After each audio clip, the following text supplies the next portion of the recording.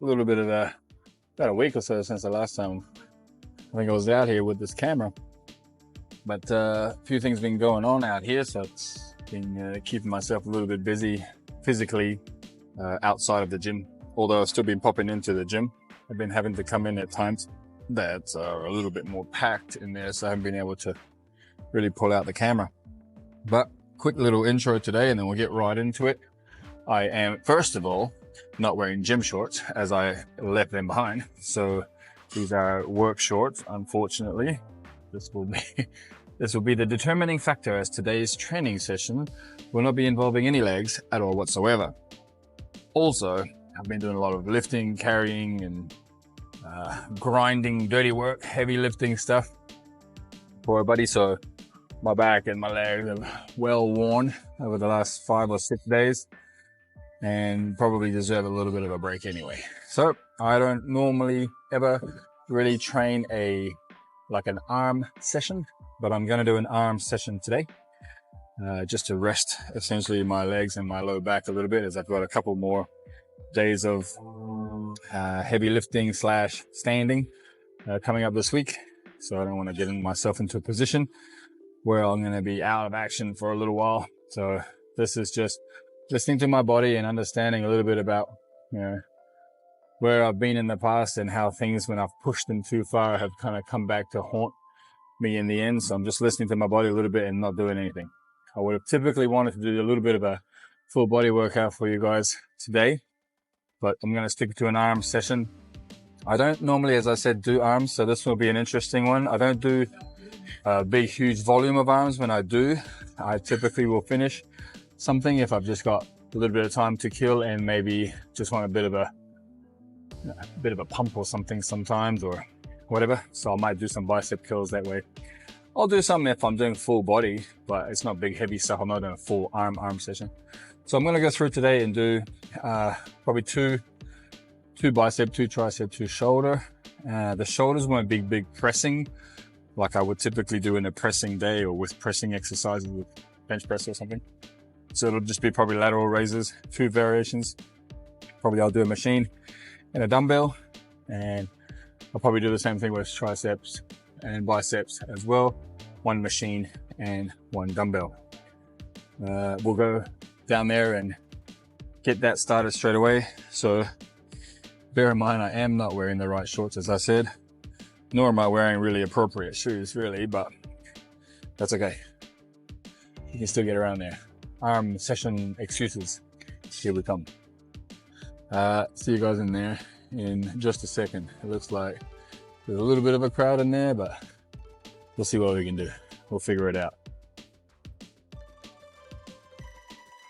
All right, there's a lateral raise machine here that I'm a big fan of. I'm gonna practice while I can.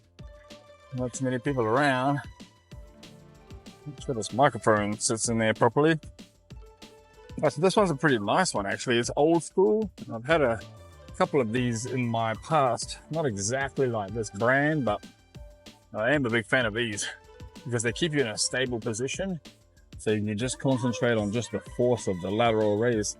And because there's no dumbbell on the arm section, these don't do anything. They're just there to hold your hands somewhere. You can really push and lift, as in push the intensity, by lifting with the elbow. And the elbow is essentially what you should be thinking about when you're doing these exercises anyway. A lot of people put effort into the dumbbell, so to speak, like lifting with the dumbbell here, and the dumbbell ends up hurting them too much. Because the longer away or the further away that the bar or the dumbbell or whatever the weight is from your body, the more leverage and there's more weight attached to that lever. This can really come in and hurt that shoulder or weaken that shoulder, especially if they're not strong enough technically and have a little bit of an ego lifting sort of session or issue. Then they'll go into their traps and you get all that tightness in the neck, front of the throat muscle, back of the neck muscle. Then wonder why they got a headache 2 days later or some crap like that. So I'm a big fan of these machines when it comes to lateral raises, at least, and even shoulder pressing as well. The shoulder pressing machines where you can make sure that the two arms are separated, not one. That way, if you are pushing with one arm more than the other in your natural state, I guess, you'll be aware of it at least if the two parts are separated versus being one. So yeah, that's why I'm a big fan of this. Get another set in there.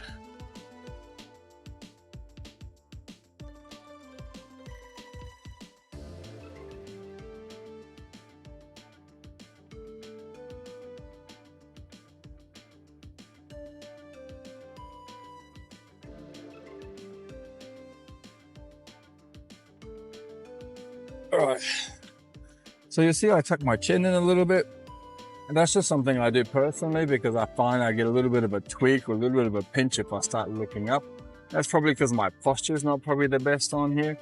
The pad for the chest or the sternum is kind of leaning back.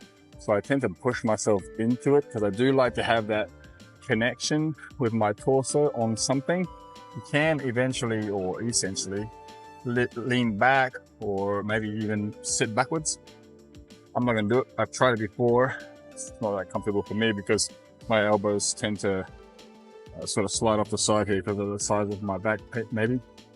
But if I just tuck my chin in a little bit and then kind of lift my sternum, almost like I'm trying to get my breastbone and my chin to touch in my head, then that tends to take away any of the little pinches or muscle contractions that aren't supposed to be happening in that movement. Even if they're not happening with every rep, the last 2 or 3 that are eventually a little bit tough and hard may actually get me to, like pull that, and then all I need is one little tweak and I'm not happy. So, tuck, turn them in, stable. My ribs are on the bottom of this little pad here. My feet are fairly strong on the ground.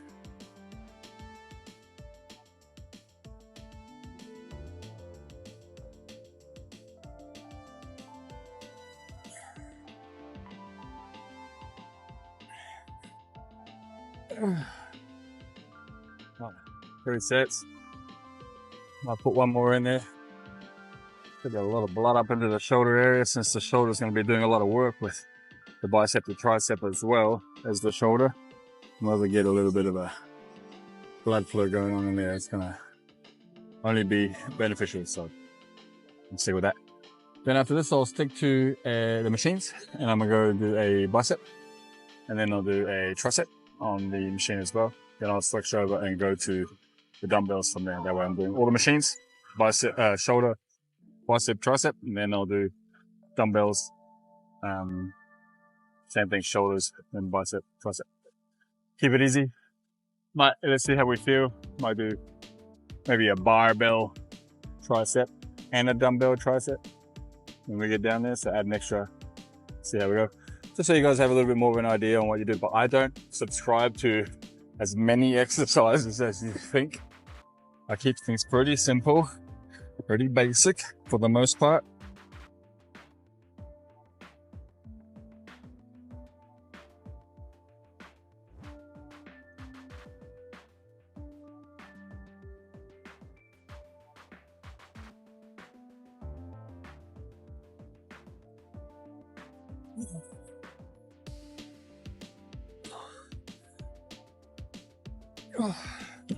You see a lot of people wanting variety in their workouts and asking for variations and different exercises all the time.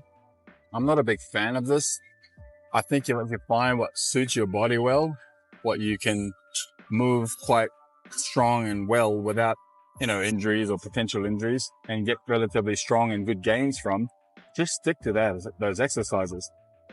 Some people say you'll need to have variation in order to get that progressive overload to still kick in, which I think is true. The only thing is that it's nowhere near what you think. It is not as different as you think it needs to be. It doesn't have to be a completely different exercise. You can simply go from a barbell to a dumbbell or vice versa. And that's enough for a progressive overload.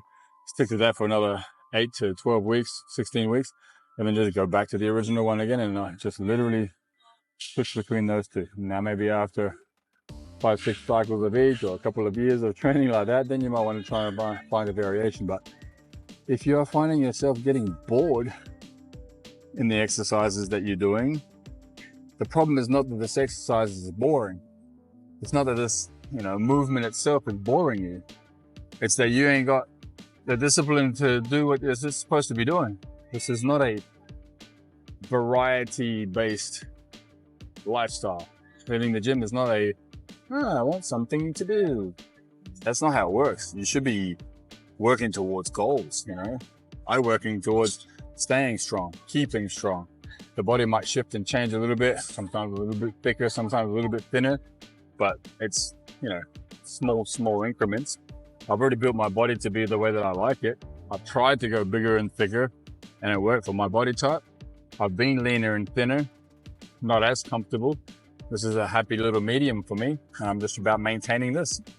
Now, if you're up and coming, you're in your 20s and you're still going to try, I really recommend you trying a bunch of different workouts, but stick them out. Like, throw a good 6 months to 12 months on a specific program before you judge whether you liked it or not, or was it beneficial, or did it work to the goal that you had attached to it.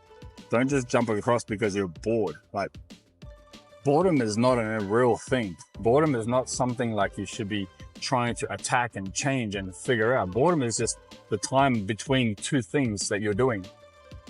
I'm bored. No, you're not. You're just doing nothing. And nothing is one of the things that you need to be able to be doing. You gotta be okay with doing nothing. You gotta be okay with being alone.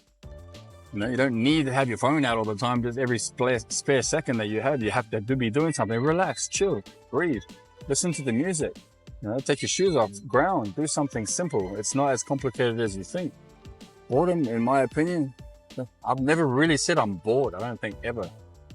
There can be boring moments, like that's a boring job, sure, but I'm bored. Like right now, between things, I don't think I just don't talk like that. It doesn't make any sense. Practically to me is irrelevant. I'm just between two things, and there's a space of nothingness in there. I can fill it with something to stop myself being bored, or I can just enjoy quiet time.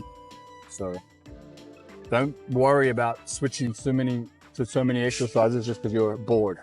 Boredom, you heard it here first. Boredom doesn't exist, In a way, boredom doesn't exist. I'm moving across the biceps on the machine, or maybe triceps on the machine. Let's see. Biceps. See there. Well, there's no rocket science here. This is a preacher machine. The only thing here is that the microphone might hit. Otherwise, we should be good. Should be a knob here. Now, I'm a fan of putting this seat down as far as you possibly can, so that your armpits fit into this little tuck of the bench really well. Now, I technically am lying to myself, because technically I lift up a little higher than that, but that's because my arm is relatively long, and these ones don't adjust. A lot of these don't actually adjust for the length of the arm. So I find myself with the bar literally coming to my wrist if I'm all the way tucked in. But I would prefer, if you fit tucked in and your arm reaches, go with tuck. And the reason I say I drop the seat down, because when I tuck, I find that my whole body weight can almost be lifted, in a sense, by just being tucked in here in that little gap there. There's a little bit of my butt touching the floor, and although my feet are on the ground, they're only holding about 20% of my body weight. A major majority of my body weight is sitting on this pad. And the reason that's good is because that kinetic energy transfer I told you guys about in previous videos, if I can, at the same time as pulling the arm up, which is gonna move that machine, I'm also pushing the shoulder down at the same time, right? Now, although you can see my shoulder movement here, it's not happening if I'm all the way tucked in. You don't see that shoulder movement. And what that does is that movement actually just goes into putting kinetic energy into the bench, therefore getting that energy transfer back into your body, because the bench doesn't go anywhere, as I've explained multiple and numerous times. So this is essentially how it's going to work. I'm going to keep it. Where's the hole? There it is. Get rid of these bad boys. All right, we'll keep it pretty simple. There's a little set machine here. I got it on medium, set 1, number 1. setting number 1. All right, so I'm tucked in, my butt's just touching in. I don't know if you can see, but I'm lifting I can't see, but my feet are literally off the floor, so that it's just shoes touching.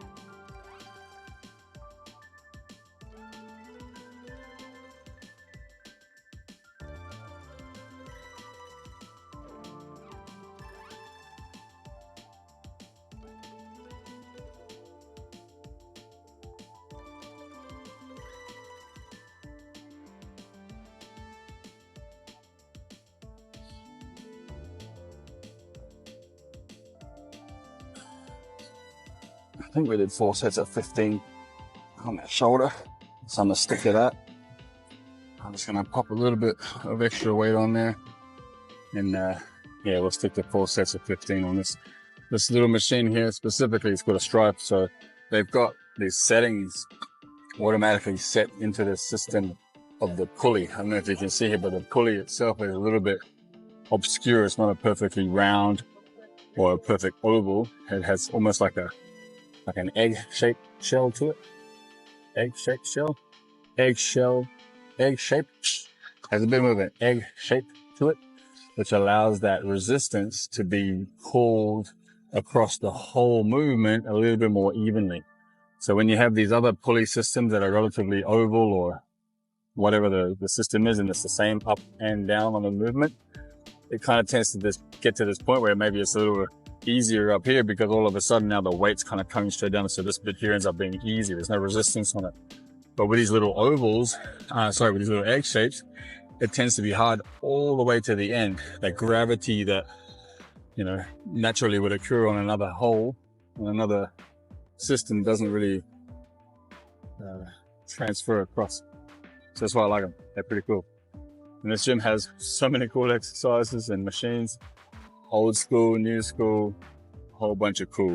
So big shout out to Barry, who collects these things and puts them out here for us to play with. So it's a lot of fun. Speaking of fun,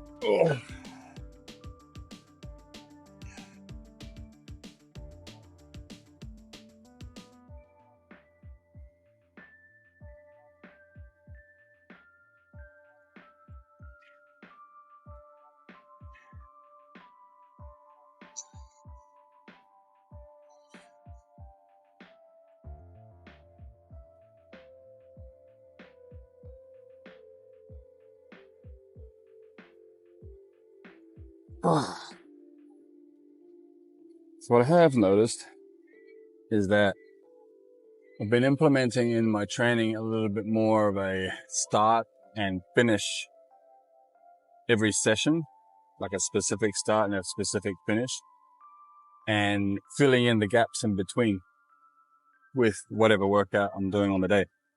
So if I was to do, say, for example, a bit more of a press or let's say like a chest, most people call it a chest day or something like that. If I was doing a bit more of a chest specific day, I would only maybe pick 3 exercises to do on my chest for that day. But the 4 exercises I do at the beginning of the workout and the one I finish with every time are always, or 2, I don't always do 2, but I'll stick to honestly, I always do at least 1. Sometimes I do 2 at the end, but there's always 1. Those exercises make, the whole 8 exercises that I'm doing for the day. I only added the 3, so I'm only going to think about 3 exercises for the chest day, or 3 exercises for a back day, or whatever it is, the leg day.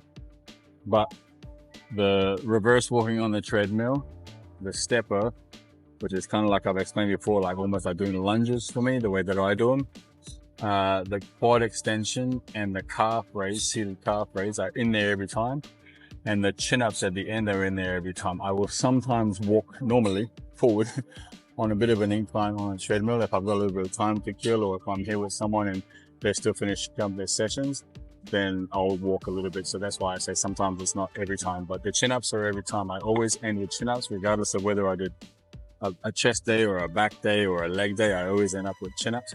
And the whole purpose of me telling you this little story is that what I've realized is adding those things like the chin-ups every session, my arms are starting to get a little bit bigger.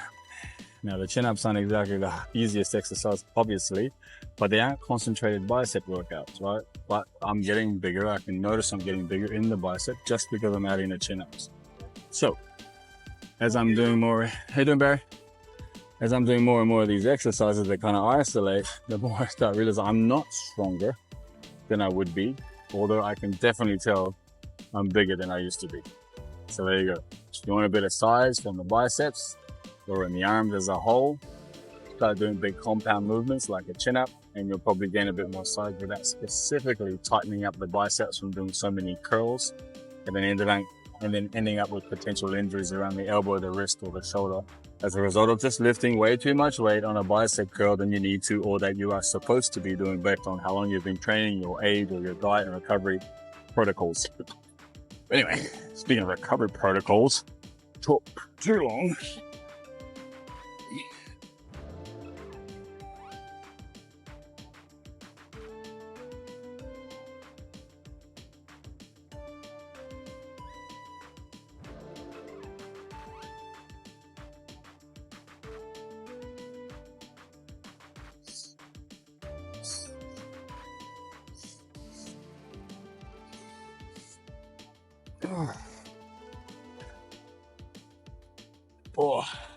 All right, so 3 sets down. I'll do one more, and then I think right next door, actually there's another one over there. I'll go over there and do the seated dip machine for the triceps, machine tricep section, and then I'll pop across and do some dumbbells for y'all. I've been living in the South about 6 months, if you consider it, probably over a year and a bit now in the South, but 6 months in the deeper South where the accents are very interesting in a good way, very funny. It takes me a little while to understand what people are saying sometimes, so I have to sort of fill in the blanks with what I think they said and see if the sentence makes sense. And when it doesn't, then it's a little bit embarrassing, or I'm really slow and then I can see my brain switching across of what this word could have been to fill that sentence, because I heard say 70, 80, 90% of the sentence. There's a couple of words I didn't hear in there that I have to fill in the blanks, and I try and see process of elimination, what those words could have been. And then the embarrassing part is if whether I answer correctly as to what I thought they said. There's been a few instances where I responded thinking that they said something that they did not. But it's all fair, as they probably are thinking the same thing with me, possibly even worse with my whatever accent you want to call this. But yeah, the good thing is I've always been told I have a few words that I say that sound American way before I moved here. Like words, some things like that, I just pop out. I don't know where they come from, probably TV, Americanized TV I grew up watching. So I have a few words that kind of pop in sometimes that are American anyway. So it's not me changing my accent because I've been living here a while. Those words kind of existed already. I am holding on to this accent here as it is a benefit to me as a whole, especially in working circumstances. So it is not me trying to sound American or change my accent. If I do pop a few words out, I just said it, I just popped a few words out there like that sound American. It's just purely accidental. Mum, I know she'd probably pick up on those things.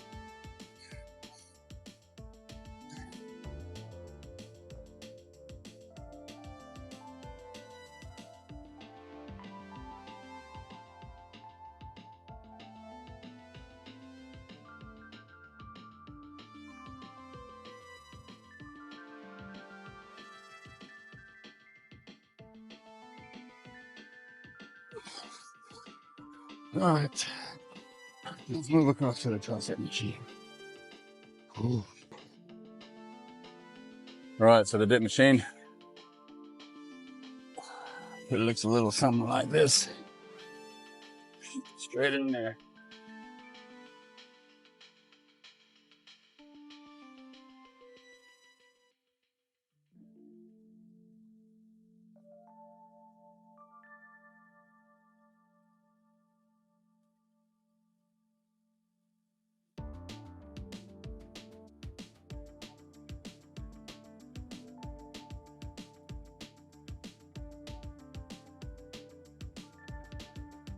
Ah.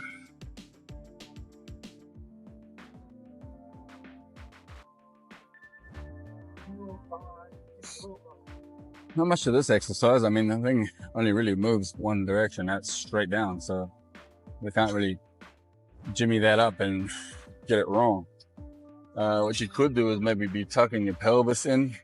So tucking your tailbone in or something and sitting in it incorrectly with a really crooked spine. So try and, even though I'm not necessarily keeping my back all the way back on the bench at all times, I do lean forward a little bit. I do have my tailbone all the way back on the lower part of the bench here anyway. I'm just not trying to keep perfect posture with my back, head, shoulder blades, and tailbone on there, because then I'll find myself probably not quite accurate with this little system here. I'm a little longer than most, so the leverage part of machines can be beneficial in some ways, sometimes sure, but also not quite lined up and matched up in most of the time. It's a bit more of the latter. So I tend to have to sort of tweak and move things around as far as my body is concerned, around on a machine a little bit just to be able to everything fit. But it's one of those things. Part of life. I don't recommend this height and size if you're trying to get in.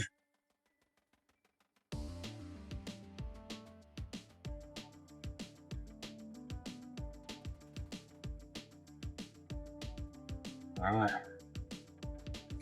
let's get a second set in. I popped the weight up a little bit. First set was a little bit light.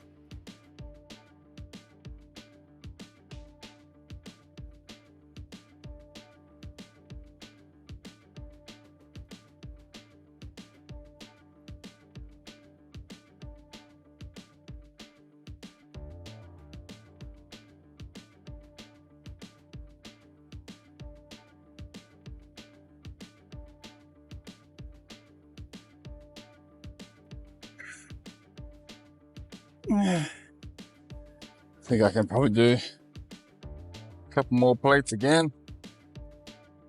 Shit, I'm a beast.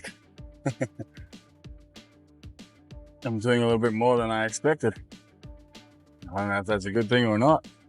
Is that the way it's supposed to work or not? I'm not sure, but either way, sitting pretty. So let's stick with that for a little bit. We'll do 2 more on this bad boy, and then I'll pop up there and do the dumbbells and the barbells that we spoke about before. With the shoulders, I want to do dumbbell lateral raises, but with a bit of a twist, literally, as you'll see a little bit later. But there's a bunch of people over in the dumbbell section, so I might just grab a couple of dumbbells and pull them out to this little area you can see here where it's a little bit quieter and where you've possibly seen some of my other workouts around that squat rack and stuff, so should be fun. And it's getting really hot. The garage door has just been lifted and opened up. It's not necessarily hot outside, but it's definitely a little warm once you start working out as well, so.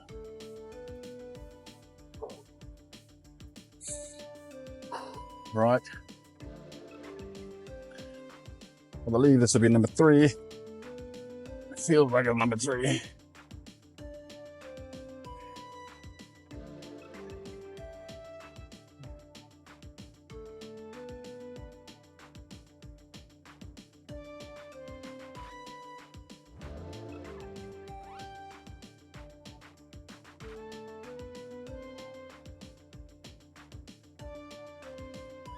Oh.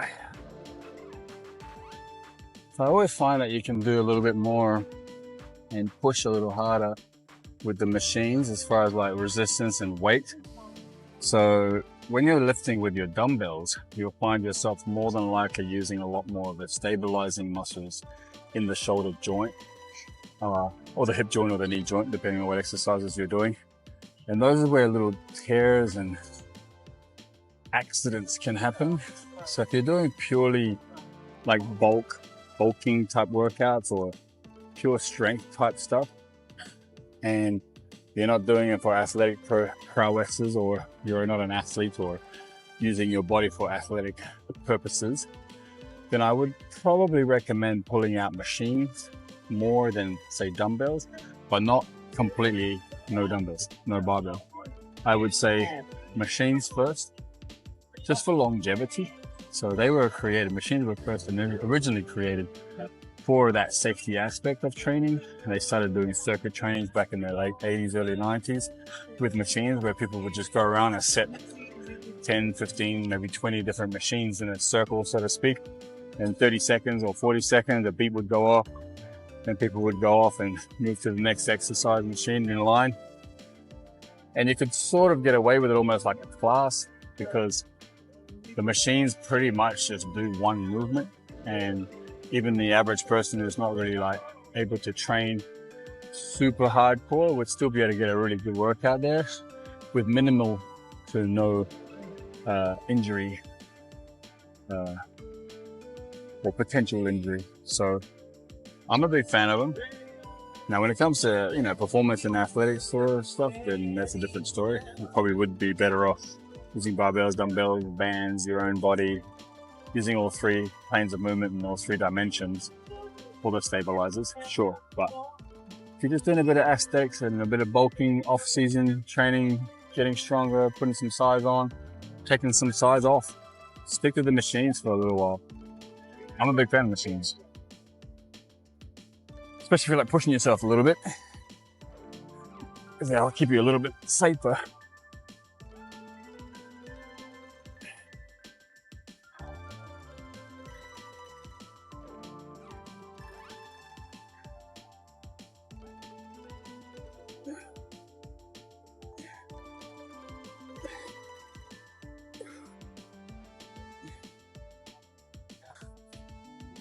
Oh, okay. That's burning. So I'm gonna pop over, grab some dumbbells, and pop over into that corner and do some shoulder lateral raises with a twist, as I promised. Right, here I am in the corner with the appropriate dumbbells. Picked up the wrong ones originally. So with this one, what I'm trying to do is essentially go with,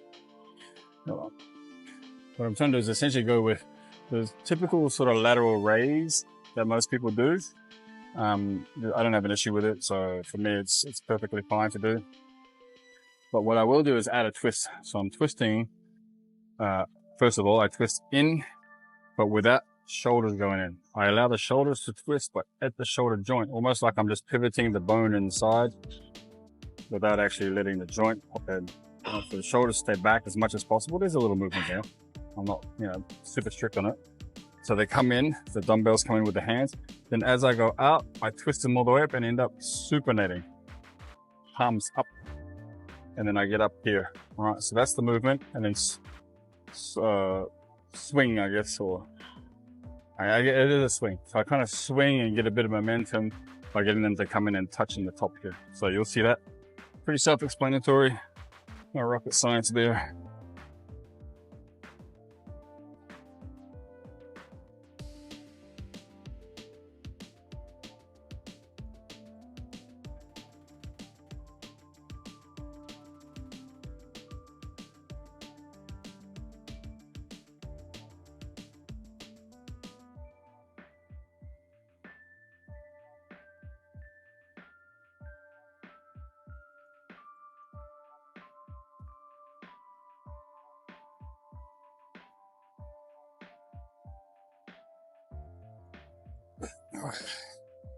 So I did 4 sets on the machines. I'll do 3 sets on these dumbbells. And what I will do is I will end up doing those 2 sets with the barbells after.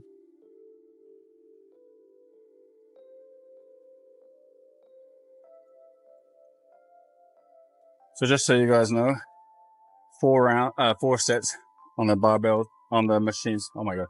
So just so you guys know, 4 sets on the machines. I'll be doing 3 sets on the dumbbells.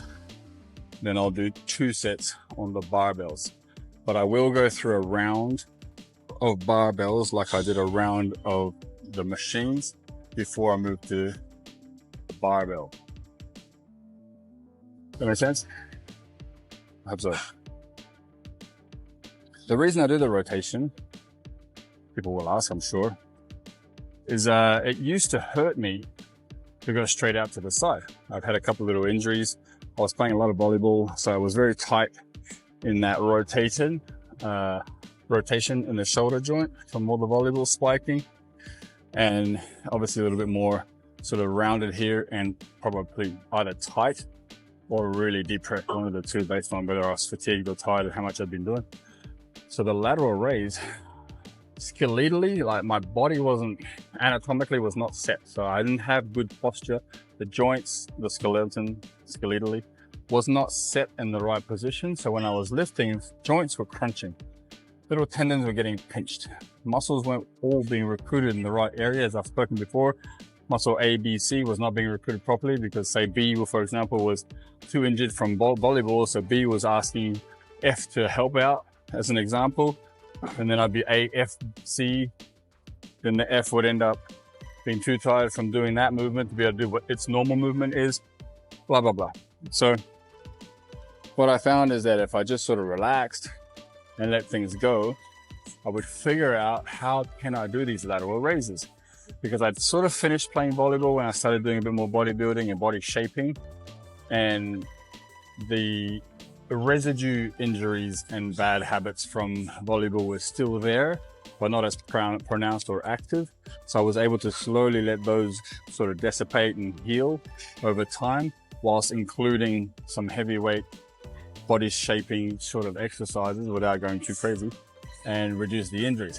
Some movements I couldn't do, and then I went and broke my collarbone, which kind of put me back a little bit. I still have the steel plate, the scars, and the screws are still in there. So there's some bumps actually, because they're starting to come out from so much torque from still lifting. But essentially speaking, the rotation kind of just randomly came about as a result of trying to find a way to do this exercise without hurting myself. And I found it a lot easier on the shoulder as far as crunching and snapping and whatever that was going on inside, but harder as far as being able to lift specific weight. So I had to drop down the weight considerably. If I'm opening up the wrist like this and going palm up, it's called supination. If I'm going into a supinated grip at the top there, I've had to reduce the weight quite a bit.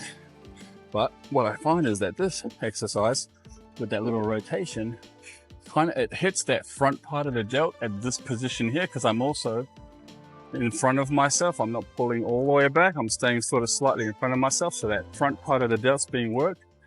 And I'm getting some lateral, obviously, the little head in the middle. But I'm getting some of that rear when I pull back.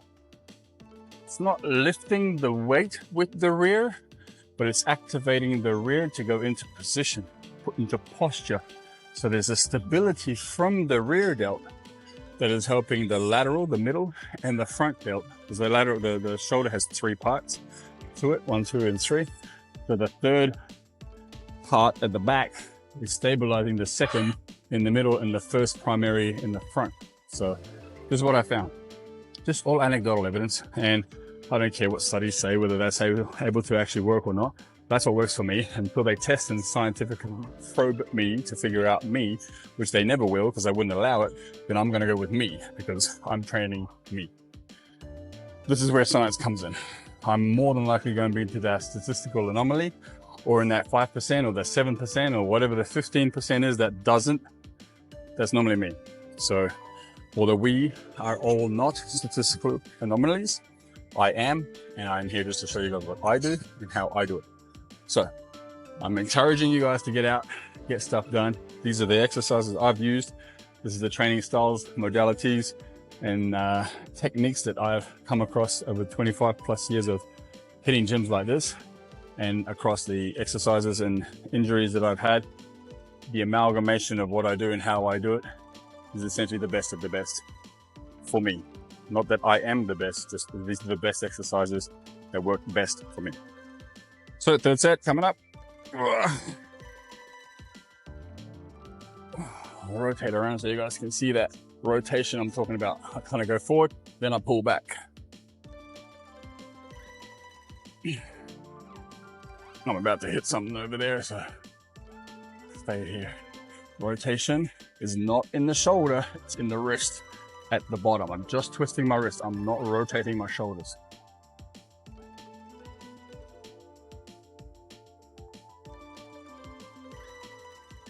I don't know how many this is. Let's say 3 more. Feels about right. Oh. All right. I'll just adjust this bench a little bit.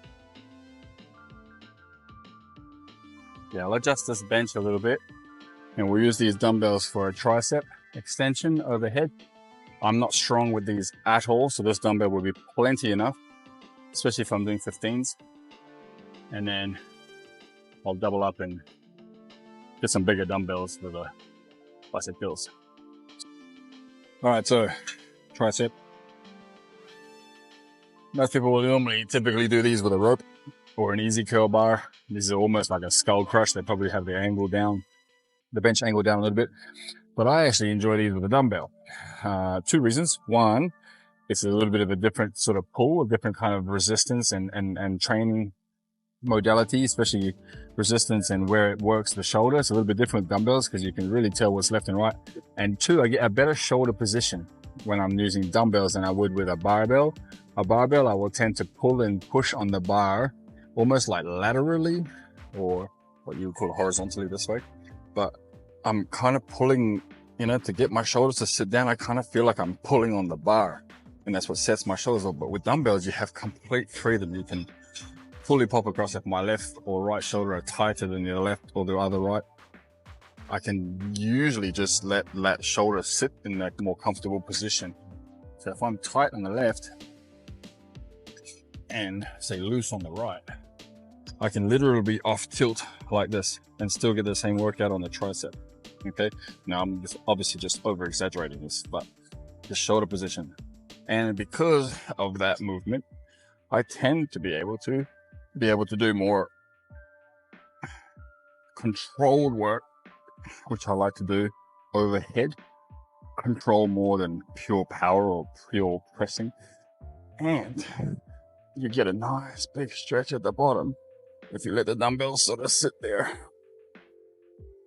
And I guess something that goes without saying, which is pretty obvious, I guess, on video now, is that my wrists get to twist if I'm on a bar, if I'm on dumbbells, versus being on a bar where your wrists are sort of stuck with whatever position that bar is, whether it be straight or easy bar. Easy is that sort of W-shaped bar that you see people doing bicep curls with. It just allows for a bit more of a neutral grip. Whereas with this, I can just create that neutral grip at the top and then more of a hammer type grip at the bottom, which helps me. So that to me is not overly heavy on the tricep as far as what I'm doing with the extension, but I'm getting a full stretch and a full pull at the bottom on the tricep, including the shoulder. So I can really feel it, that tricep that connects up into the back of the shoulder area, in that shoulder joint, in that shoulder girdle. I feel the tricep extension in there. And if I was doing, for example, maybe a cable pull down, that's not something that you would ever really feel there, because that shoulder's not under load, that shoulder's not stretched out. So that part of the muscle's not really connecting or being used as actively as it would here. So I'll stick with this one. I'll do 3 sets. I'll do 2 more sets like this. Then I'll go crush slightly heavier dumbbells on the curls. So I'll bring those dumbbells over here for you guys.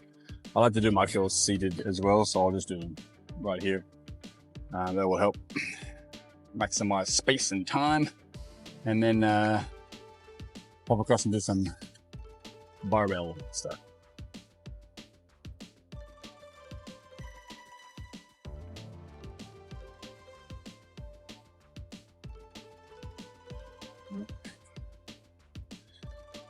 Slightly less rest period, if the weight is lighter, is a way of making the muscle work a little harder without having to put too much resistance on it.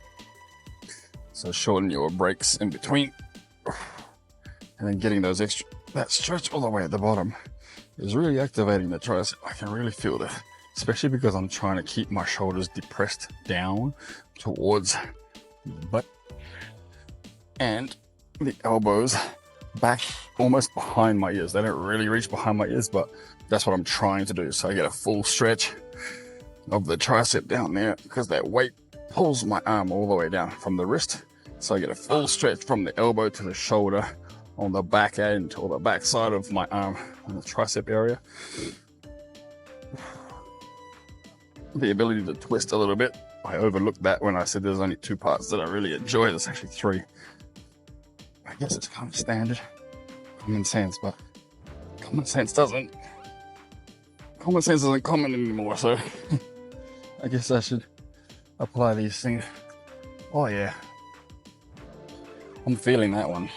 It's not heavy, and I'm not feeling it because it's heavy. I'm not feeling super fatigued or anything, but I'm feeling a lot of connective tissue, a lot of resistance there in that tricep, from the extension all the way down and back up.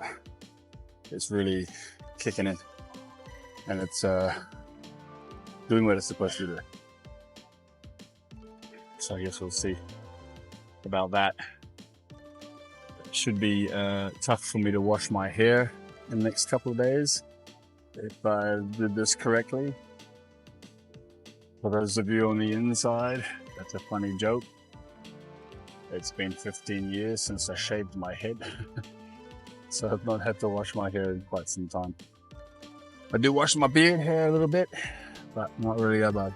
Although I do shave quite frequently, so maybe it'll just be a little tougher to shave. I can switch that up to shaving. Might even cut this part of the video. I think it's pretty stupid range. But again, less rest period. Last set, full stretch.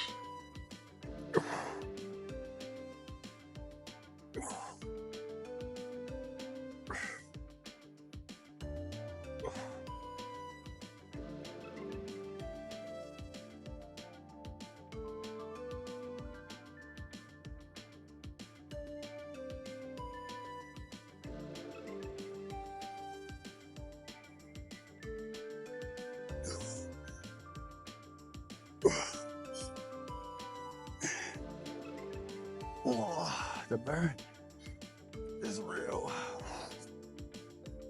Right, I'm gonna switch these out, slightly heavier, and do some just standard curls from here. See you guys in a minute. These are pretty easy, self-explanatory bicep curls. I do add a little bit of a twist at the top and then a bit more of a neutral at the bottom, so I don't keep it in that position. I do allow for a bit of a twist on the way down and a curl sort of squeeze at the top. But pretty simple. I'm gonna do alternating.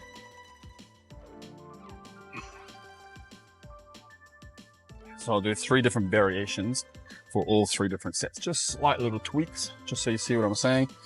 Gonna be pretty simple for the first set. Just alternating with a little bit of that twist. Trying to keep my back relatively straight. I do turn a little bit of, put a little bit of weight to the side, but that's just so I can clear without hitting my leg.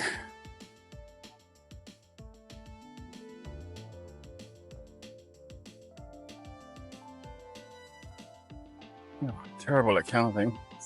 I'm gonna say that's maybe 9.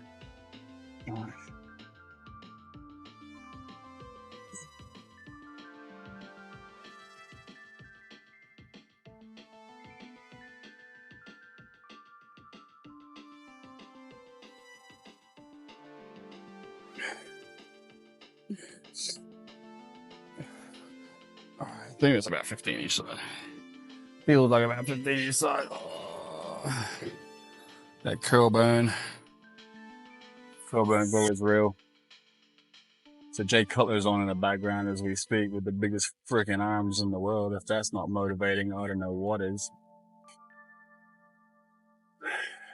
All right, so the second set of this curl, the difference will be that as I get to the top, I'm then gonna lift the elbow forward.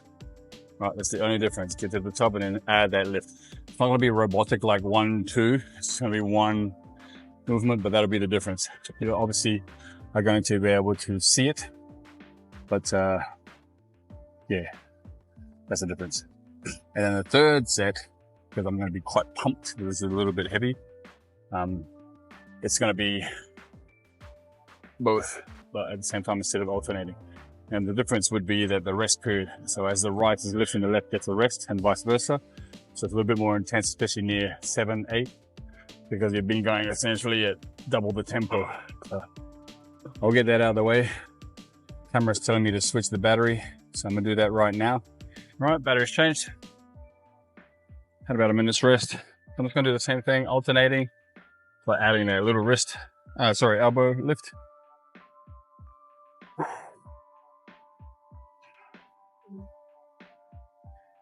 You can see I'm lifting the dumbbell to my shoulder, so it's not just the dumbbell, the elbow movement. It's a bit of a lift in there, utilizing the shoulder a little bit and squeezing the bicep at the same time.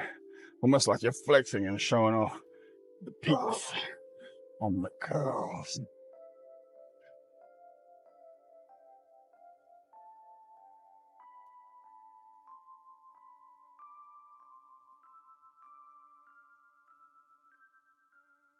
Oh.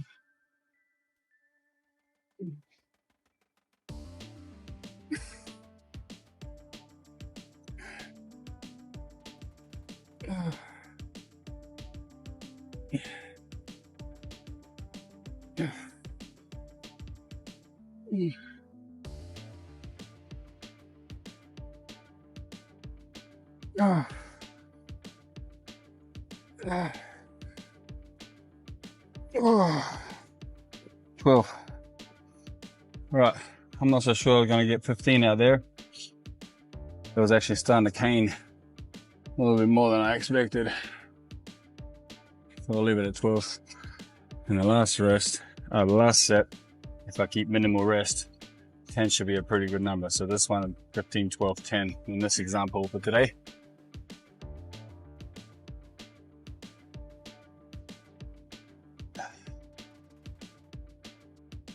Ooh.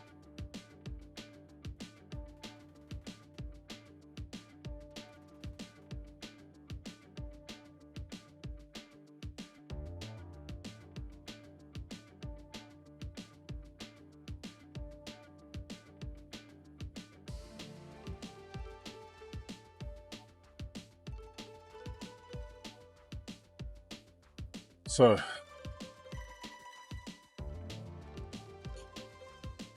ten reps at dumbbell, but same time, left and right same time, not alternating with that elbow lift. This will be interesting, but ain't nothing to it but to do it, as Mr. Coleman would say.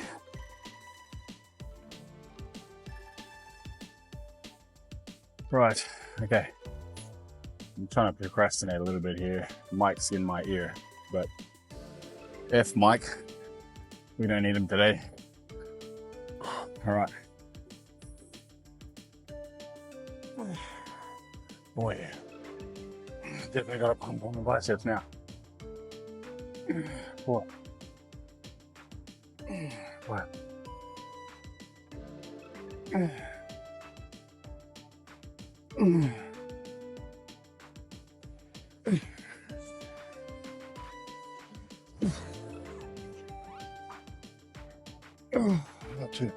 I got two.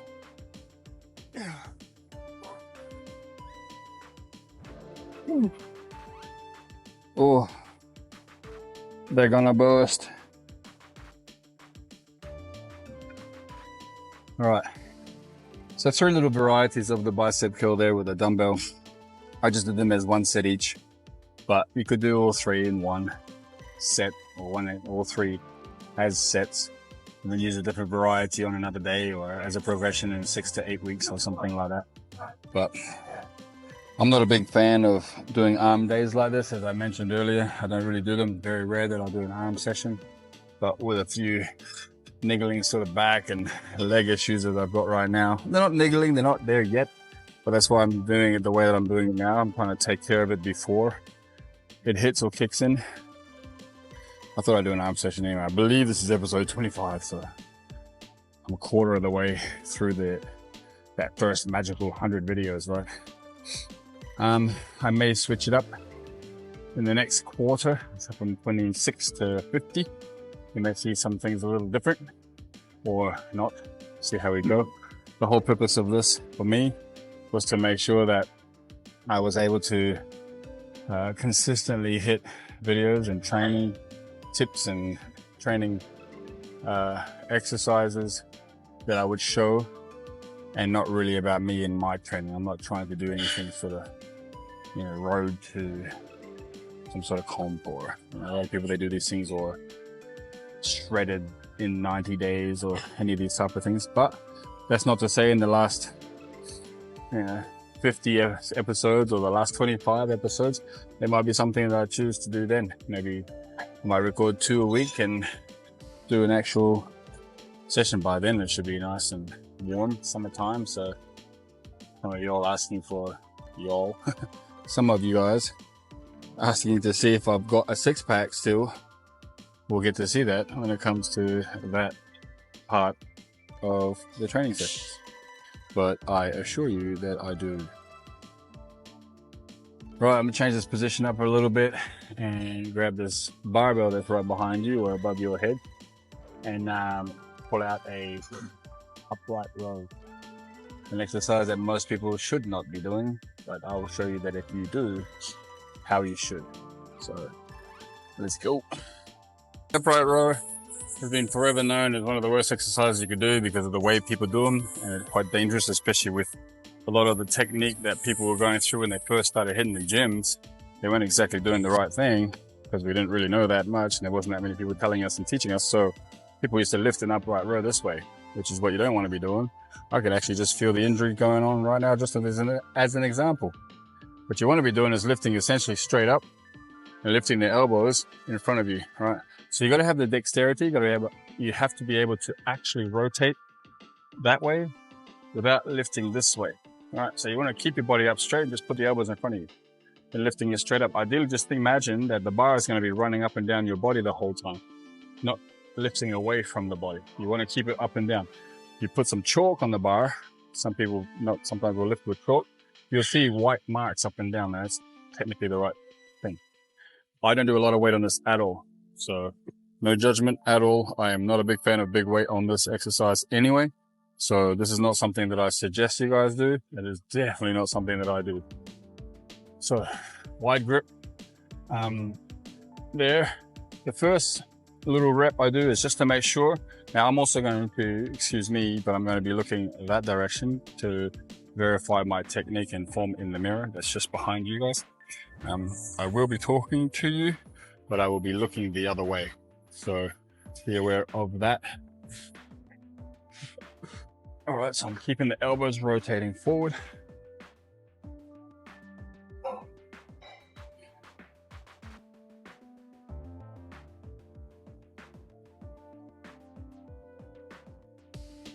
I can tell my wrists are probably a little too narrow, so I made a little bit of a mistake with that. But I can adapt that later, it's not too bad. And then one other thing I'm doing is I'm not rotating my wrists. I'm not trying to curl the bar as high as possible. I don't care how high the bar goes. I'm literally looking at my shoulder and elbow position. So what you'll find is people come in and they start doing this or this and curling the wrist bar. You don't need to curl with the wrist. You don't need to curl the bar with your wrist at all. That is absolutely 100% not important. What you want to make sure you're doing is keeping the wrists deadlocked straight, but just as I had them a little too narrow, you want to get them a little wider. So it's almost 90 degrees at the top. I had kind of narrowly put them there thinking I was going to get up and get to 90, but I didn't. So that was my mistake. I can feel that in the shoulder and the traps. You should be working your traps. You shouldn't be overworking your traps, is what I've always said. So the traps are being used in a couple of different exercises that I'm doing today. So I can see that they're a little bit fatigued already because that's only one set of very light weight, and I can already feel that they've got a bit of tension and a bit of blood in them. So they've been used obviously prior. So I'm gonna stick to that and do another one more set of that. I'm not going to put any weight up. I don't suggest you put any weight up either. Just shorten the period and add a couple of extra reps so you get that full fatigue. So I'm gonna go a little bit wider with the wrists than I did before. There's little markings on the bar which will always allow you to be able to tell that looks a little bit better, maybe a tiny little bit wider. There we go. That looks good, feels better.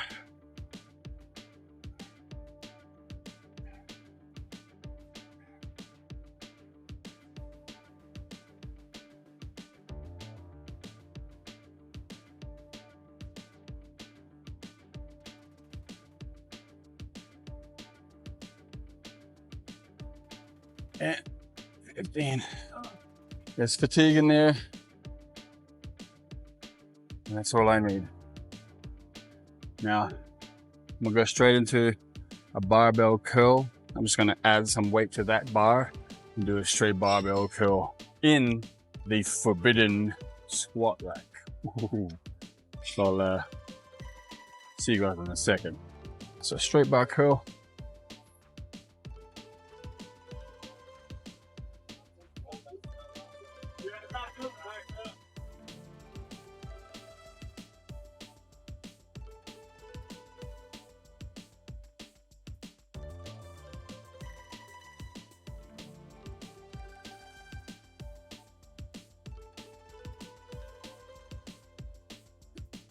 Oh. Yeah, that burns. That'll definitely do the trick. There we go.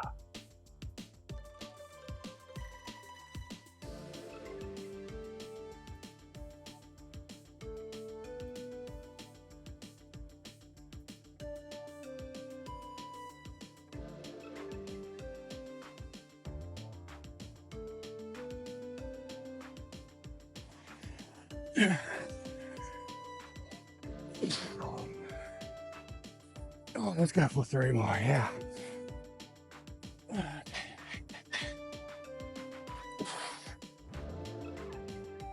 Oh yeah, we got there. We fucking got there.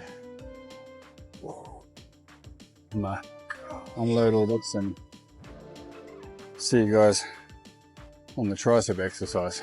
This is a barbell tricep exercise. I'll do 2 sets. Again, with the triceps being in this position in overhead movement, even though I'm not vertically overhead, I'll be overhead as far as the shoulder and the elbow position are concerned. I try to not go too heavy with this. That's just my own thing. You do what you like. I don't recommend anyone, as I don't think most people ever need the strength overhead in such an intricate, small, specific, detailed movement like this. You can have overhead strength by pressing overhead, barbells and dumbbells where they shoulder press, sure, but intricate little details like this is more bodybuilding, body sculpting, muscle shaping exercises more than anything else. So yeah, that'll be what I'll do, and I'll scoot all the way and put my feet on the other side of the bench, which is essentially where the spotter would stand. Take the bar and then come down this way. So you guys should be able to see this pretty well from where you are. It's called a skull crush because essentially you bend and touch the skull with the bar. I try and keep my wrists locked. I'm not a big fan of curling the wrists on top of that. I tend to keep them relatively straight, and I try and keep the elbows in the same position and suck my shoulders down, which for the first few reps there I forgot to do. So I'm sucking down my spine towards my butt, as well as keeping my elbows my shoulder blades seat belt together, squeezing towards each other along the same line as the bench, and then literally tapping my skull as I go down. Skull crush, nice and controlled. I'm feeling these guys with a bit of a pump, pretty decent, without too much weight.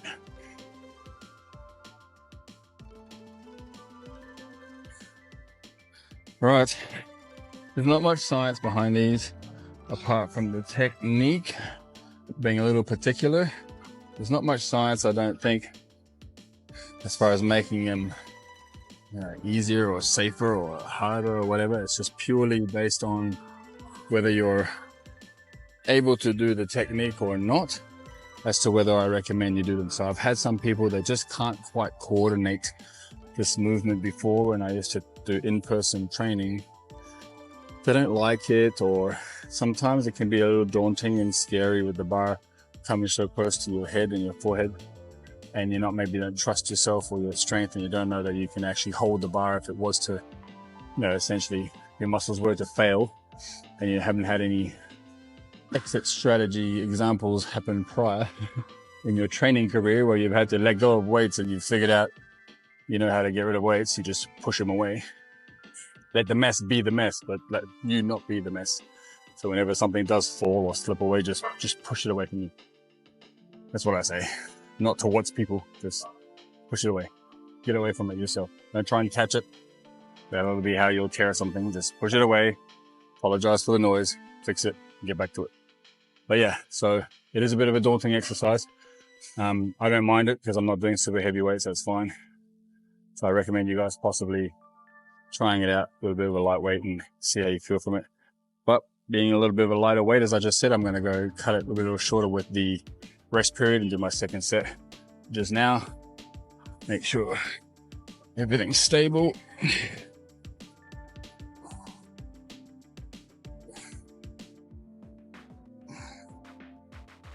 I might pull this one out a little bit further back, and this is going to touch the crown of my head instead of my forehead, and then the elbows are slightly further behind or a bit more in line with my eyesight, facing towards the ceiling.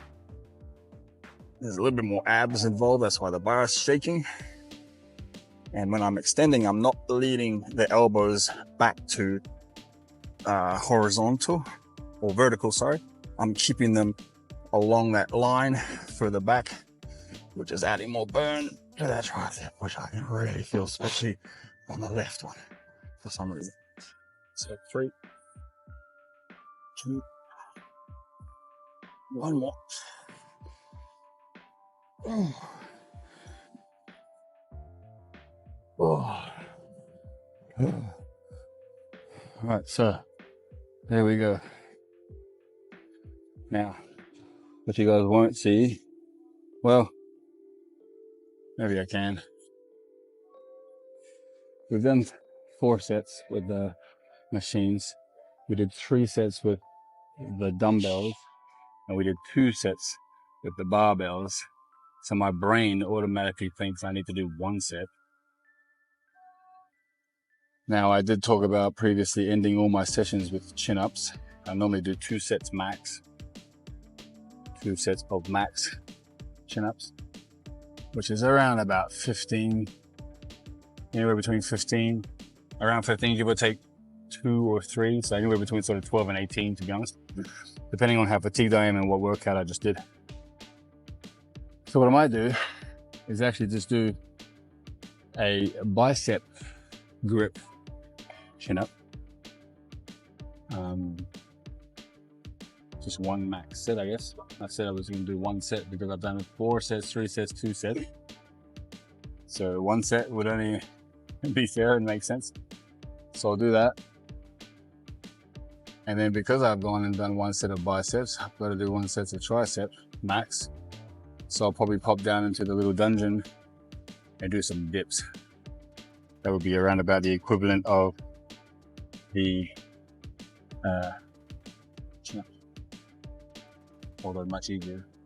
I don't want to add any weight, but I could add weight to make it heavier, but I won't. I'll just do higher repetitions. So I don't think it's going to be too high anyway, maybe 20, 25 at this point with the absolute fatigue I have going on. So battery's about to die. I'm going to do those, I swear. But that is my second battery in there. That is flashing. It's about to die right now. So I appreciate you guys being around with me, and thank you so much. So like, subscribe, share, do all the fancy stuff everybody wants us to do. And I'll see you guys on the next video.